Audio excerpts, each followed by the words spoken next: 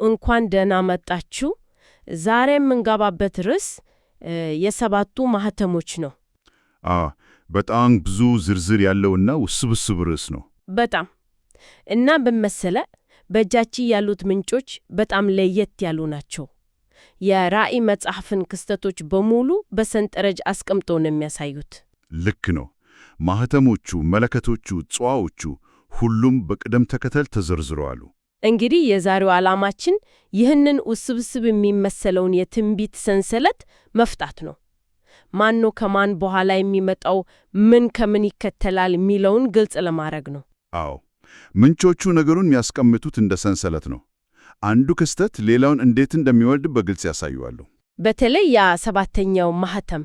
በትክክል ሰባተኛው ማህተም በውስጡ ሰባቱን መለከቶች እንደያዘ፣ ሰባተኛው መለከት ደግሞ ሰባቱን የቁጣት ጽዋዎች እንደያዘ ሲተነተን እንዴት ልበለ፣ ልክ እንደ ሩሲያ አሻንጉሊቶች አንዱ በሌላ ውስጥ እንደተደረደረ ነው ይመስለው። አዎ፣ ጥሩ ምሳሌ ነው። እና ይህንን መዋቅር መረዳት ብቻውን ትልቁን ምስልን ለመገንዘብ በጣም ይረዳል። እሺ፣ እንግዲያው እስቲ እንጀምር። የመጀመሪያዎቹ አራት ማህተሞች ላይ እናተኩር። አራቱ ፈረሰኞች። ብዙ ሰው በዚህ ስም ያውቃቸዋል። የመጀመሪያው ማህተም ሲፈታ ምንጩ ምን ይላል? ምን ተከሰተ? የመጀመሪያው ማህተም ሲፈታ ነጭ ፈረስ ላይ የተቀመጠ ቀስት የያዘ ፈረሰኛ ይወጣ። እሺ፣ ምንጫችን መነሻው የኮሪያ ስነ መለኮታዊ ትንታኔ ይመስላል። ይህንን ክስተት ከማታሌል ጋር ነው የሚያያይዘው። ማታሌል? አዎ፣ የሚጠቀመው የኮሪያ ቃል ማሆክ ወይም ሚሆክ ነው። ይሄ ቃል ከተራ ውሸት የዘለለ ስር የሰደደና አእምሮን የሚቆጣጠር የማታለል ስርዓት መጀመሩን ያመለክታል። ይህ በጣም አስገራሚ ነው። ስለዚህ የመጀመሪያው ጥፋት አካላዊ ሳይሆን አእምሯዊ ነው። በትክክል። ከዚህ የማታለል ዘመን በኋላስ ሁለተኛው ፈረሰኛ የባሰ ነገር ይዞ ይመታ ይመስላል። አዎ፣ ሁለተኛው ማህተም ሲፈታ ቀይ ፈረስና ትልቅ ሰይፍ ያዘ ፈረሰኛ ይመጣል። ይህም በቀጥታ ታላቅ ጦርነትን ያመለክታል። ሰላምን ከምድር ላይ የሚነጥቅ። ልክ ነው። ሦስተኛው ማህተም ደግሞ ጥቁር ፈረስን ያመጣል። ይህ ደግሞ ረሃብን ይወክላል። ምንጩ ላይ የተጠቀሰው የኮሪያ ቃል ክግን ወይም ኪግን ነው። ነገር ግን እዚህ ላይ አንድ ለየት ያለ ዝርዝር ነገር አለ። አዎ፣ አይቼዋለሁ። የወይራ ዘይትና ወይን ግን አይጎዱም። ይህ በጣም የሚገርም ዝርዝር ነው። በጣም። ለምን ይመስልሃል ዘይትና ወይን የተለዩት? ምንጮቹ ይህንን ሲተነትኑ ምናልባት ረሃቡ የቅንጦት ዕቃዎችን አይነካም ለማለት ነው? ጥሩ ጥያቄ ነው። ምንጮቹ ሁለት አይነት ትርጓሜ ያቀርባሉ። አንደኛው እንዳልከው ረሃቡ የሚጎዳው መሠረታዊ የሆኑትን እንደ ስንዴና ገብስ ያሉትን ሲሆን፣ የቅንጦት ተብሎ የሚታሰቡት ግን ለሀብታሞች ተደራሽ እንደሆኑ ይቀጥላሉ። ይህም ኢኮኖሚያዊ ልዩነቱን ያጎላል ማለት ነው። በትክክል። ሌላኛው ትርጓሜ ደግሞ መንፈሳዊ ነው። ዘይትና ወይን ለመንፈሳዊ ምግቦች ምሳሌ ተደርገው ይወሰዳሉ። ስለዚህ አካላዊ ረሃብ ቢኖርም መንፈሳዊ ምግብ ግን አይቆርጥም የሚል አንድምታ አለው። ልክ እንደዛ። እሺ፣ ማታለል፣ ጦርነት፣ ረሃብ ክስተቶቹ ከጊዜ ወደ ጊዜ እየከፉ ነው።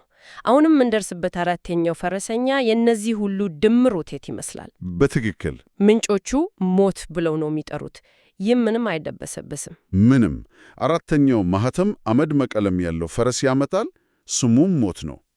ይህ ፈረሰኛ በቀደሙት ሦስቱ ሰይፍ፣ ረሃብ፣ ቸነፈርና አራዊትን ተጠቅሞ የምድርን 1/4ኛ ክፍል እንዲገድል ሥልጣን ይሰጠዋል። 1/4ኛ?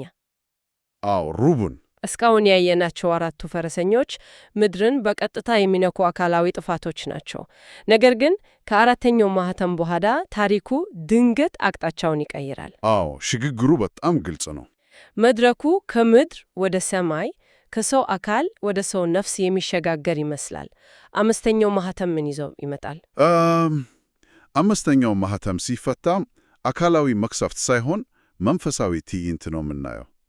ምንጩ ታላቅ ሰማዕትነት ይለዋል። ሰማዕትነት?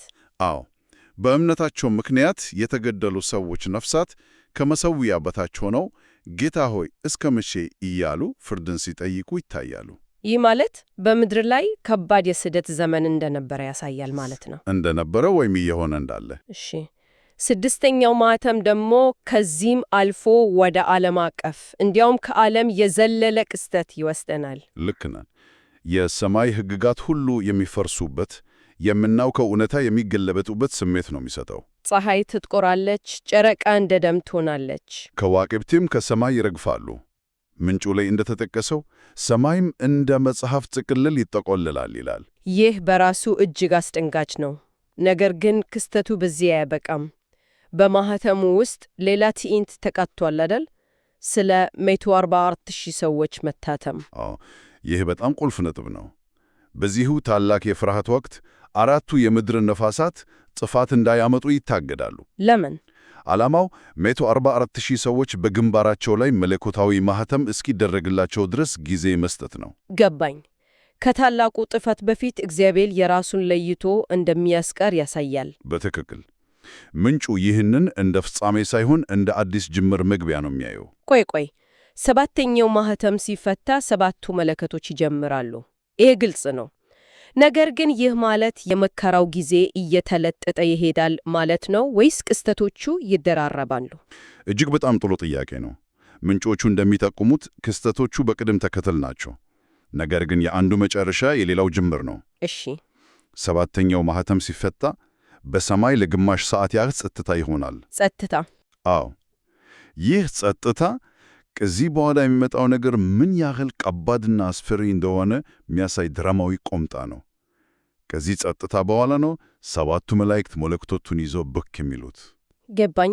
ስለዚህ ሰባተኛው ማኅተም ራሱ ጸጥታው ነው። እንግዲያ ወደ መለከቶቹ እንለፍ። የመጀመሪያዎቹ አራቱ ምን አይነት ጥፋት ያመጣሉ? እዚህ ላይ አንድ አስገራሚ ሥርዓት እናያለን። በመለከቶቹ የሚደርሰው ጥፋት ሁሌም 1/3 ነው። አዎ፣ ያንን አስተውሌዋለሁ። ይህ የሚያሳየው ጥፋቱ የተወሰነና ልክ ያለው መሆኑን ነው። ፍጹም ጥፋት ሳይሆን ማስጠንቀቂያ እንደሆነ አመላካች ነው። ከቁጣ ጸዋውቱ የተለየ ማለት ነው። በትክክል። እዛ ላይ ጥፋቱ ሙሉ ነው። የመጀመሪያው መለከት ሲነፋ ደም የተቀላቀለበት በረዶና እሳት በምድር ላይ ይዘንባል። የዛፎችና የሳሮችን 1/3 ያቃጥላል። ሁለተኛውና ሦስተኛውስ? እነሱም በተፈጥሮ ላይ ያነጣጠሩ ናቸው? አዎ፣ ሁሉም በተፈጥሮ ላይ ያተኮሩ ናቸው። ሁለተኛው መለከት የሚነድ ታላቅ ተራራን ወደ ባህር ይጥላል። የባህርን 1/3 ወደ ደም ይለውጣል። የባህር ፍጥረታትንም 1/3 ይገድላል። አዎ፣ ሦስተኛው መለከት እሬት የተባለ ኮከብ በወንዞችና በውሃ ምንጮች ላይ እንዲወድቅ ያደርጋል። የውሃውን 1/3 ይመራል። አራተኛው መለከት ደግሞ ወደ ሰማይ ይመለሳል። ልክ ነው። የፀሐይ የጨረቃና የከዋክብትን 1/3 ይመጣል። በዚህም የብርሃን መጠን ይቀንሳል። እዚህ ላይ አንድ ትልቅ ጥያቄ ይነሳ። እነዚህ ሁሉ መቅሰፎች ተፈጥሮ ላይ ያነጣጠሩ ናቸው። ውሃ፣ ዛፍ፣ ሰማይ። ምንጮቹ ይህንን ሲተነትኑ የሰው ልጅ በተፈጥሮ ላይ ያደረሰው በደል በተፈጥሮ እየተቀጣ ነው የሚል አንድምታ አለው ይላሉ። ምንጮቹ ሁለቱንም ሐሳቦች ያናሳሉ። በአንድ በኩል እነዚህ ጥፋቶች የሰው ልጅ ለመኖር የሚመካባቸውን መሠረታዊ ነገሮች በቀጥታ ይመታሉ። ውሃ፣ ምግብ፣ ብርሃን። ለዚህም ነው ምንጮቹ እነዚህን 4 መቅሰፎች ሲያጠቃልሉ ሁሉም ወደ ምግብ እጥረት እንደሚመሩ የሚጠቅሱት። ከአራተኛው መለከት በኋላ ግን በምንጮቹ ላይ አንድ ንስር በሰማይ እየበረረ ወዮ ወዮ ወዮ ሲል ተጠቅሷል። ያ ማለት ቀጣዮቹ 3ቱ መለከቶች ከበፊቶቹ እጅግ በጣም የከፉ ናቸው ማለት ነው። ወዮታ መባራቸውም ለዚህ ነው። በትክክል። ምክንያቱም በቀጥታ በሰው ልጆች ላይ ስለሚያናጥሩ ነው። 5ኛው መለከት የመጀመሪያው ወዮታ ነው። እሺ። በዚህ ጊዜ ከትልቁ የወጡ አንበጣ መሰል ፍጥረታት ብቅ ይላሉ። የሚገርመው ግን ዛፍና ሳር አያጠፉም አይደል? አያጠፉም። በግንባራቸው ላይ የእግዚአብሔር ማኅተም የሌለባቸውን ሰዎች ብቻ ለ5 ወራት እንዲያሰቃዩ ነው ስልጣን የተሰጣቸው። ስቃዩ እንደ ጊንጥ ንክሻ ሆኖ ሰዎች ሞትን እስከመመኘት ይደርሳሉ ይላል። በጣም ከባድ ስቃይ ነው። እሺ፣ ከአንበጣ መሰል ፍጥረታት ስቃይ አልፈን አሁን የምንደርስበት ሁለተኛው ወዮታ። እውነቱን ለመናገር ቁጥሮቹ ብቻ በጣም አስደንጋጭ ናቸው። 2 ሚሊዮን ፈረሰኞች። ቁጥሩ በራሱ የሚገርም ነው።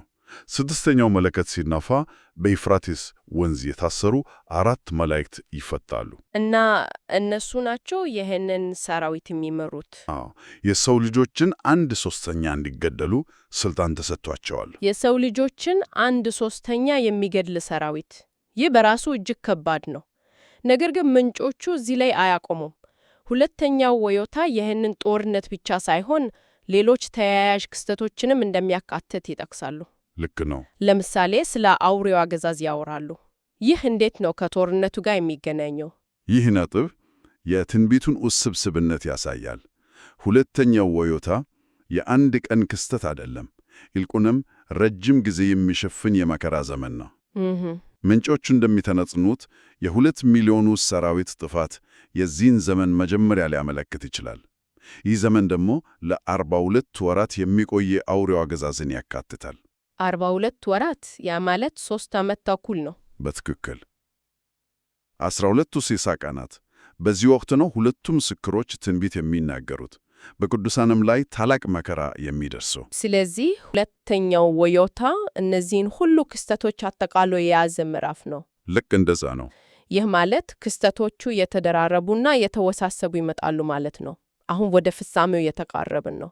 ሰባተኛው መለከት ወይም ሦስተኛው ወዮታ። ሰባተኛው መለከት ሲነፋ ልክ ሰባተኛው ማኅተም እንዳደረገው ሁሉ ለቀጣዩ የፍርድ ምዕራፍ በር ይከፍታል። በውስጡ 7ቱን የቁጣ ጽዋዎች ይዟል። አዎ፣ 7ቱ መቅሰፍቶች። እነዚህ የእግዚአብሔር ቁጣ የመጨረሻ እና ፍጹም መገለጫዎች ናቸው። ከዚህ በኋላ ማስጠንቀቂያ የለም። በዚህ ወቅት ሌሎች ቁልፍ ክስተቶችም ይፈተማሉ አይደል? በተለይ ስለ ትንሣኤ የተጠቀሰ ነገር አለ። አዎ፣ ሰባተኛው መለከት ሲነፋ በሰማይ ታላቅ ድምፅ ይሰማል። የዓለም መንግሥት ለጌታችንና ለመሲሁ ሆናለች የሚል የድል አዋጅ ነው። የድል አዋጅ ነው። ከዚህ ጋር ተያይዞ የመጀመሪያው ትንሣኤ ይፈጸማል። በእምነታቸው ምክንያት የሞቱ ሰማዕታት ከሞት የሚነሱበት ጊዜ ነው። እና ከዚህ በኋላ በምድር ላይ የሚቀሩት የአውሬውን ምልክት 666 የተቀበሉ ብቻ ይሆናሉ። ምንጮቹ እንደሚጠቁሙት እንደዛ ነው። ስለ 7ቱ ጽዋዎች ባጭሩ እንነጋገር። ከመለከቶቹ በምን ይለያሉ? 1/3 የሚለው ሕግ እዚህም ላይ ይሰራል? አይሰራም። ትልቁ ልዩነቱ እሱ ነው። የጽዋዎች መቅሰፍቶች አጠቃላይና ፍጹም ናቸው። እሺ። የመጀመሪያው ጽዋ በአውሬው ምልክት በተቀበሉ ሰዎች ላይ ክፉ ቁስል ያስከትላል። ሁለተኛው ጽዋ ባህርን በሙሉ ወደ ደም ይለወጣል። ሙሉ በሙሉ? አዎ። ሦስተኛው ጽዋ ወንዞችና የውሃ ምንጮችን በሙሉ ወደ ደም ይለወጣል። አራተኛው ጽዋ ፀሐይ ሰዎችን በእሳት እንድታቃጥል ኃይል ይሰጣታል። በጣም አስፈሪ ነው። አምስተኛው ጽዋ በአውሬው መንግሥት ላይ ፍጹም ጨለማ እንዲሰፍን ያደርጋል። ስድስተኛው ጽዋ የኤፍራጥስን ወንዝ ያደርጋል፣ ለአርማጌዶን ጦርነት መንገድ ለመክፈት። እና 7ኛው ጽዋ ሲፈስ ተፈጸመ የሚል ታላቅ ድምፅ ከሰማይ ይሰማል። በትክክል። እዚህ ጋር አንድ አስገራሚ ምልክት አለ። በ7ኛው ማኅተም መጨረሻ፣ በ7ኛው መለከት እና አሁን በ7ኛው ጽዋ ፍጻሜ ላይ ተመሳሳይ ክስተቶች ተጠቅሷሉ። ነጎድጓድ፣ ድምፅ፣ መብረቅና የምድር መናወጥ። አዎ፣ ይህ ድግግሞሽ ምንን ያመለክታል? በጣም ጥሩ ምልከት ነው። ምንጩ ይህንን ሲተነትን እነዚህ ክስተቶች ወደ እግዚአብሔር ዙፋን እየቀረቡ መምጣታቸውን ያመለክታሉ ይላል። አሃ። የእያንዳንዱ የ7 ተከታታይ ክስተት ፍጻሜ ወደ መለኮታዊው ፍርድ ማዕከል ይበልጥ እያቀረበን ይሄዳል። ለዛ ነው 7ኛው ጽዋ ላይ የሚከሰተው የምድር መናወጥ ከዚህ በፊት ሆኖ የማያውቅ ታላቅ የተባለው። በትክክል ፍርዱ የመጨረሻውና ፍጹም ደረጃ ላይ መድረሱን ያሳያል። እንግዲህ ዛሬ የተመለከትነው ምንጭ የራእይ መጽሐፍን ክስተቶች እጅግ በተዋቀረ እና በቅደም ተከተል አስቀምጦልናል። ማኅተሞች መለከቶች ደግሞ የቁጣ ጽዋዎቹን ያስከትሉ የሚመጡበትን ሰንሰለታዊ ሂደት በግልጽ ተመልክተናል። አዎ፣ ከአጠቃላይና የማስጠንቀቂያ ጥፋቶች ተነስቶ ወደ ተኮር መቅሰፍቶች ከዚያም ወደ ፍጹም ፍርድ የሚሄድ አስፈሪ ሂደት ነው። እውነት ነው። በትክክል። ነገር ግን ከሁሉም በላይ ትኩረት የሚስበው የመጨረሻው ነጥብ ነው። ምንድን ነው እሱ? ምንጩ እነዚህን ሁሉ አስፈሪ ክስተቶች ካቀረበ በኋላ በመጨረሻ ላይ ስለ የኃጢአት ስርየት ሂደት ይጠቅሳል። በኮሪያው ቃል ቴሶክጄ ወይም ቴሶክጄ ብሎ ነው ያስቀመጠው። ይህ ደግሞ አንድ ጥልቅ ጥያቄ ያስነሳል። የሁሉ ጥፋትና መከራ በመጨረሻ ወደ መንጻት ወይም ወደ ስርየት የሚያመራ ሂደት አካል ሊሆን ይችላልን? የጥፋት ዓላማው ከጥፋት የዘለለ ሌላ ትርጉም ይኖረው ይሆን? ይህ አድማጮች ሊያስቡበት የሚገባ ነጥብ ነው።